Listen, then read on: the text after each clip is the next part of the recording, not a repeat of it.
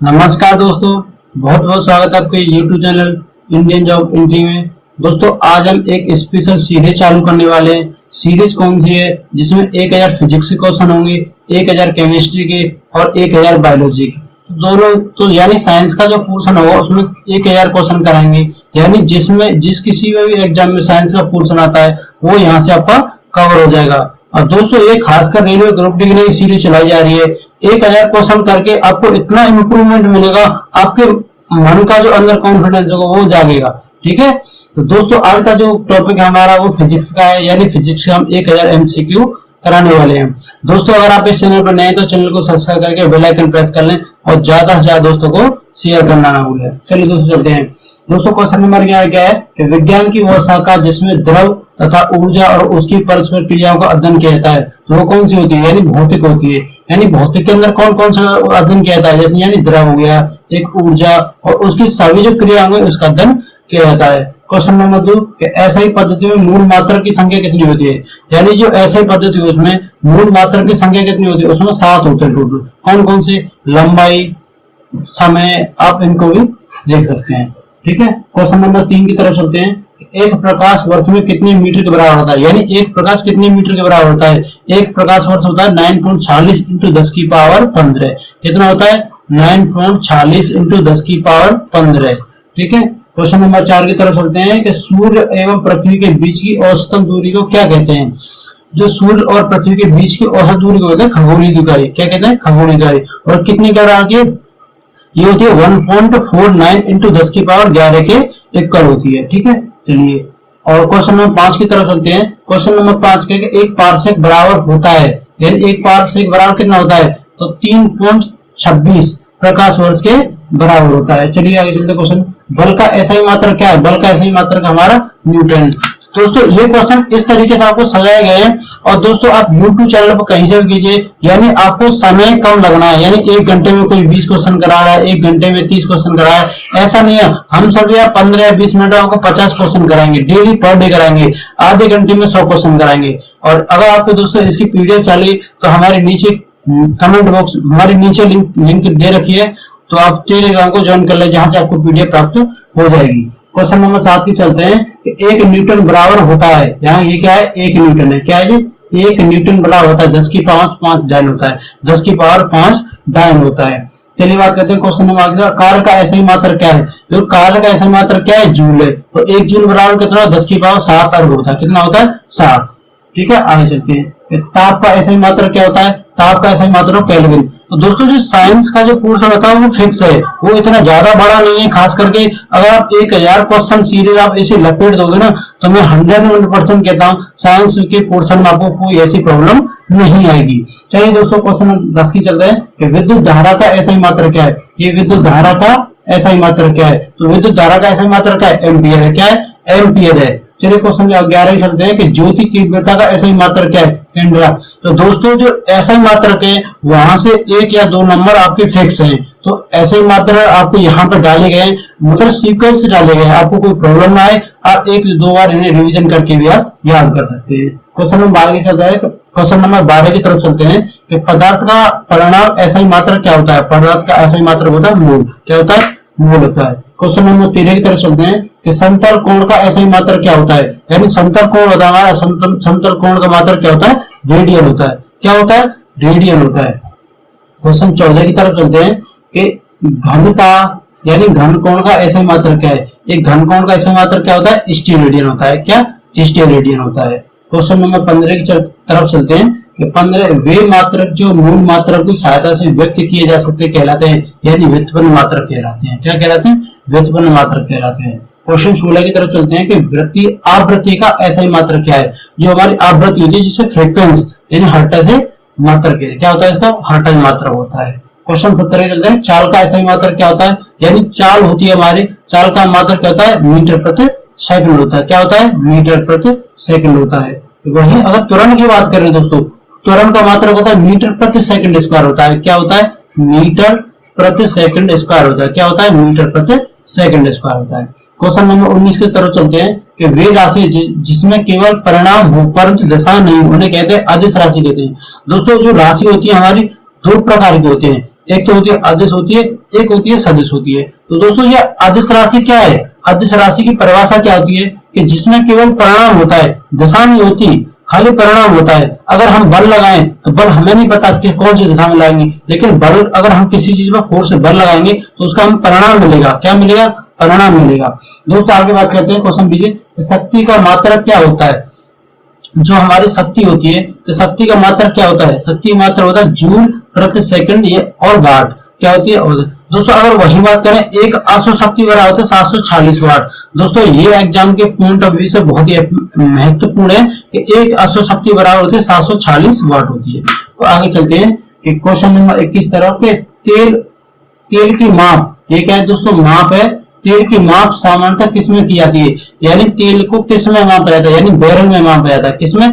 Barrel में मापा जाता है। और एक बैरल होती है 159 लीटर होती है। क्या होती है? 159 लीटर होती है। चलिए बात करते हैं 22 की तरफ। वे राशि जिनमें परिणाम के साथ साथ दिशा, ये क्या है? दिशा। क्या है? दिशा भी होती है। क्या कहलाती है? वो अदिश राशि कहलाती है।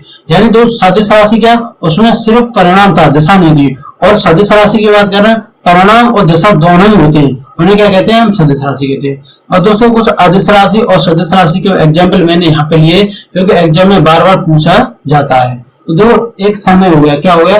समय, चाल, द्रव्यमान और काल, ऊर्जा, कोण, एक आवेग, आयतन, घनत्व, दाब, ताप, आवृत्ति, विद्युत धारा और विशिष्ट ऊष्मा, ये हमारी सभी क्या है? ये हमारी अदिश राशि, जिनमें परिणाम होता है, दिशा नहीं होती। और दोस्तों समय क्या है? समय तो समय हुए, इसमें दिशा होती है कुछ, समय इस दिशा में जा रहा है, इस दिशा में, ऐसा कुछ नहीं होता। ठीक है ना? तो दोस्तों जो अदिश राशि होती है, अदिश राशि में सिर्फ परिणाम होता है, दिशा नहीं होती। चलिए दोस्तों उसको सदिश राशि की बात कर ले। सदिश राशि में परिणाम और दिशा दोनों ही होती है। ठीक है? देखो सदिश राशि कौन सी है? संवेग हो गया हमारा, एक आवेग, विस्थापन, विद्युत क्षेत्र, वेग, भार, बल आघूर्ण, चुंबकीय आघूर्ण और तापब्रणता और त्वरण और घनत्व। और बात करें ये कौन सी हमारी सदिश राशि है? कौन सी हमारी सदिश राशि है? ठीक है? क्वेश्चन नंबर 25 की तरफ चलते हैं कि भौतिकी का पिता कहा जाता है, यानी जो फिजिक्स होती है उसका पिता कौन है? हमारे न्यूटन को कहा जाता है। ठीक है? गति का नियम किसने दिया था? जो हमारी गति के 3 नियम होते हैं, तो उनमें गति का नियम किसने दिया था? ये हमारा न्यूटन ने दिया था। किसने दिया था? न्यूटन ने दिया था। उनके द्वारा एक पुस्तक भी लिखी गई थी 1687 में। पुस्तक का क्या नाम था? प्रिंसिपिया। क्या नाम था? प्रिंसिपिया नाम था। ठीक है? क्वेश्चन आगे चलते हैं कि न्यूटन के नियम के अनुसार कोई वस्तु अपनी विराम अवस्था में या एक सरल रेखा में एक समान चाल से गतिशील हो, यानी कोई वस्तु है एक समान चाल से आगे चल रही है। ठीक है? कब तक चलेगी? जब तक उसमें कोई बाह्य बल लगाकर उसकी अवस्था में परिवर्तन ना किया जा सके। तो कौन से नियम के अकॉर्डिंग होती है? वो प्रथम नियम होता है। कौन सा होता है? प्रथम नियम होता है। ठीक है? क्वेश्चन नंबर यहाँ पे हमारे क्वेश्चन 27 हो गए। क्वेश्चन नंबर 28 की तरफ चलते हैं। 28 क्या बोल रहा है? न्यूटन के प्रथम नियम को अन्य किस नाम से जाना जाता है? यानी न्यूटन के द्वारा 3 नियम दिए गए थे और उनमें से पहला नियम था, उसे क्या कहते हैं? यानी उसे कहते हैं गैलीलियो का नाम या जड़त्व का नियम भी कहते हैं। ठीक है? क्वेश्चन नंबर 29 की तरफ चलते हैं कि न्यूटन के किस नियम के बल को परिभाषा मिलती है? यानी न्यूटन का बल था, उसे कौन से नियम की परिभाषा मिलती है? यानी प्रथम नियम की परिभाषा मिलती है। यानी बल है, यानी न्यूटन के जो बल है उसे कौन से बल की परिभाषा कौन से नियम से मिलती है? हमारे प्रथम नियम से। ठीक है दोस्तों, इसे हम कह सकते हैं कि जो न्यूटन का जो प्रथम नियम उससे हम बल की परिभाषा निकालते हैं या उसे मिलती है। क्वेश्चन नंबर 30 की तरफ चलते हैं कि चलती हुई बस में अचानक रुकने पर उसमें यात्री बैठे। यानी क्वेश्चन कह रहा है 30 कि कोई एक बस है, उसमें कुछ यात्री सफर कर रहे हैं और एक साथ अगर बस रुक जाए तो जो यात्री है वो आगे तरफ क्यों झुक जाते हैं? तो क्यों झुक जाते हैं? यानी प्रथम नियम के अनुसार। यानी प्रथम नियम को हम क्या बोल सकते हैं? जड़त्व नियम का नहीं बोल सकते। ठीक है? क्वेश्चन नंबर 31 की तरफ चलते हैं। दोस्तों मैं आपको रियलिटी से वाकिफ करा देता हूं, क्योंकि आपकी जो साइंस का पोर्शन है, आप 1000 क्वेश्चन की सीरीज लगा लोगे तो साइंस के पोर्शन में आपको अंदर से कॉन्फिडेंस आएगा कि हाँ मैं साइंस में अब ठीक ठाक क्वेश्चन लेवल अटेम्प्ट कर पा रहा हूँ। दोस्तों मैं आपको फिर से बोलूंगा कि अगर आप इस चैनल पर नए हैं तो चैनल को सब्सक्राइब करना ना भूलें। चलिए क्वेश्चन नंबर 31 की तरफ चलते हैं। 31 क्या बोल रहा है कि जब कोई पिंड नियत त्वरण के साथ गति करती हो, जो पिंड के वेग विपरीत होने के कारण पिंड एक समतल वक्र पथ पर गति करता हो तो उसे क्या कहते हैं? प्रक्षेपित गति कहते हैं। क्या कहते हैं? प्रक्षेपित गति कहते हैं। ठीक है? आगे चलते हैं क्वेश्चन नंबर 30 कि प्रक्षेप पथ पर गति करता है, यानी कोई प्रक्षेप गति होगी और प्रक्षेप पथ पर गति करता है जिसका आकार सदैव होता है, उसका आकार पूछ रहा है। तो क्या होता है? परवलयाकार होता है। क्या होता है? परवलयाकार होता है। जैसे कि हवाई जहाज से बम गिराया गया और कोई हवाई जहाज से बम गिरा जाए तो वो भी प्रक्षेप गति या प्रक्षेप पथ का उदाहरण होता है। जैसे टॉप से टोप, यानी ये तोप है। तोप है, क्या है दोस्तों? तोप से छोटा गोला। तोप से छोटा गोला।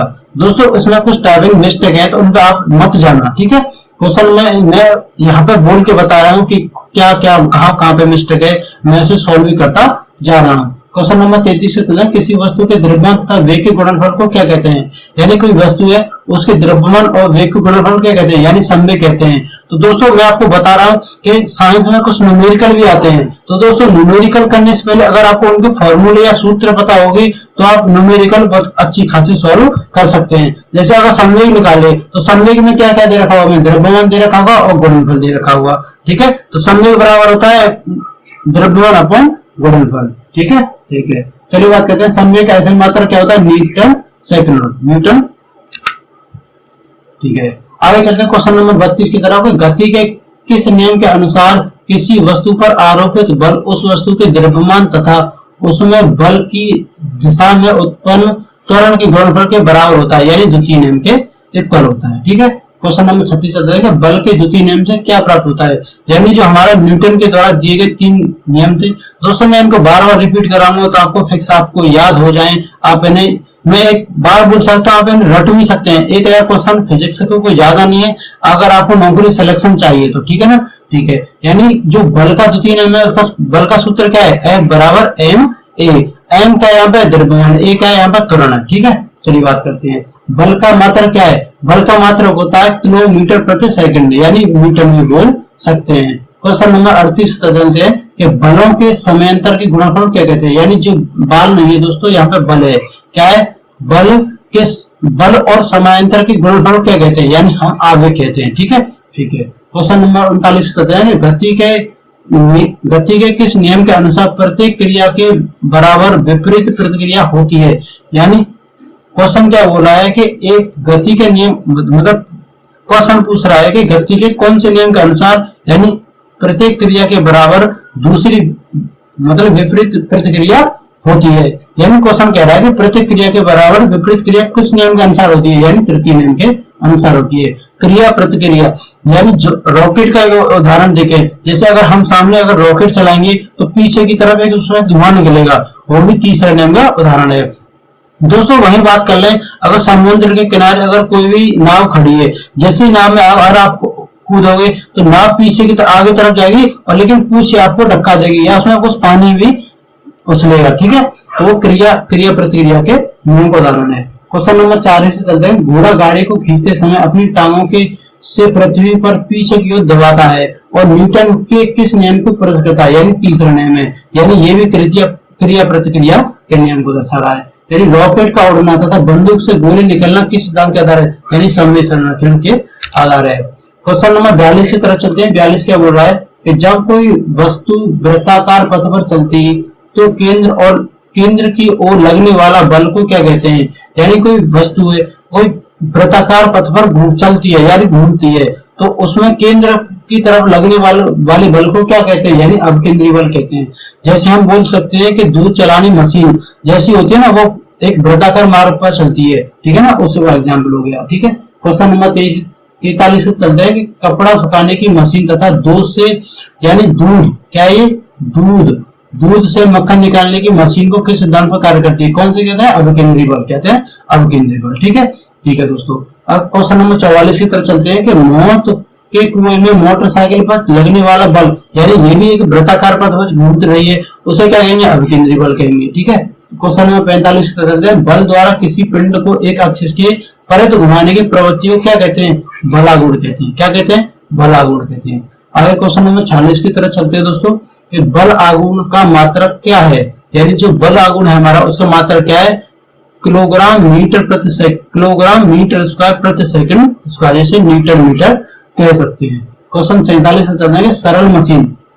अब देखो मशीन में हमारे 3 चाहिए, प्रथम श्रेणी, द्वितीय श्रेणी और तृतीय श्रेणी। यानी प्रथम श्रेणी यानी कुछ कहते हैं उत्तोलक, गिरणी, आनत और स्क्रू और जैक किस सिद्धांत पर कार्य करती है? बल आघूर्ण पर करती है। किस सिद्धांत? बल आघूर्ण पर। ठीक है। उत्तोलक में 3 बिंदु कौन कौन से होते हैं? यानी उत्तोलक के अंदर 3 बिंदु होते हैं। कौन कौन से होते हैं? एक आलम होता है, आयाम होता है और भार होता है। ठीक है। क्वेश्चन नंबर 49 की तरफ चलते हैं। जिस उत्तोलक में आलम, आयास, भार के बीच में स्थान होता है उसे क्या कहते हैं? प्रथम श्रेणी कहते हैं। क्या कहते हैं? प्रथम श्रेणी कहते हैं। क्वेश्चन नंबर 50, ये हमारी क्लास का आज का अंतिम क्वेश्चन है दोस्तों। कि क्या क्वेश्चन है कि जिस उत्तोलक में भार क्या है? भार और आलम और आयास के बीच में होता है उसे क्या कहते हैं? तृतीय श्रेणी कहते हैं। क्या कहते हैं? तृतीय श्रेणी। दोस्तों इस स्लाइड में मतलब आपके अभी जो 50 क्वेश्चन हुए उसमें कुछ कुछ जगह बीच बीच में टाइपिंग मिस्टेक है। दोस्तों अगली क्लास में हम कोशिश करेंगे वो आपको प्रॉपर वो अच्छा कंटेंट मिले और बिल्कुल प्रॉपर अच्छा मिले जो रियलिटी में होना चाहिए। दोस्तों अगर आपको कोई भी डाउट हो तो नीचे कमेंट बॉक्स में कमेंट कर सकते हैं। और दोस्तों ऐसी ये सीरीज आपको 1000 क्वेश्चन की कराई जाएगी जिसमें आपको फिजिक्स के क्वेश्चन आपको कोई भी प्रॉब्लम नहीं आएगी। दोस्तों अगर आपको ये क्लास अच्छी लगी हो तो चैनल को सब्सक्राइब कर लें और ज्यादा ज्यादा लाइक करना और ज्यादा से ज्यादा दोस्तों को शेयर भी करना। अगर दोस्तों आपको फिर भी कोई कमेंट नीचे डाउट हो तो नीचे कमेंट बॉक्स में कमेंट कर सकते हैं। तो आज की वीडियो हम यही समाप्त करते हैं। जय हिंद, जय भारत।